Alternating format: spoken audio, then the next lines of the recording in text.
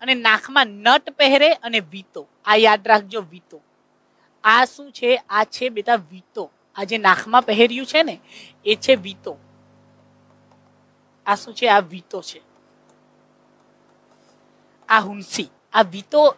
વીતો ક્યારે પહેરવામાં આવે? કે જ્યારે જટ નારીઓના લગ્ન થાય ને, અને લગ્ન બાદ જટ નારીને શું પહેરવામાં આવે? વીતો. લગ્ન બાદ પરણ્યા પછી આ વીતો કમ્પલસરી પહેરવામાં આવે જ. અને આ વીતો તાંબાનો બનેલો હોય અને પ્રમાણમાં ખૂબ જ વજનવાળો, ખૂબ જ ભારે વજનવાળો હોય. આ વીતો ખૂબ જ વધારે વજનવાળો હોય. અને એટલા માટે જો ખાલી એમ જ પહેરો ને તો નાક તૂટી જાય. ઓકે, નાક આખું વિંધાઈ જાય. એટલા માટે આ વીતો પહેરીને પછી એને આધાર શેનાથી? વાળ વડે આધાર આપવામાં આવે.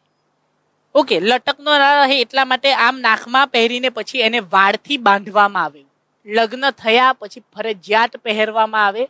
આ કાપીને, ત્યારે નાક કાપીને આ વીટો ઉતારવાની વિધિ કરવામાં આવે. જ્યારે મૃત્યુ થાય ત્યારબાદ નાક કાપીને આ વીટો ઉતારવામાં આવે છે.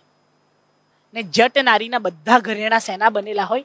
તાંબાના ક્યાં તો ચાંદીના. તાંબાના અને ચાંદીના બનેલા.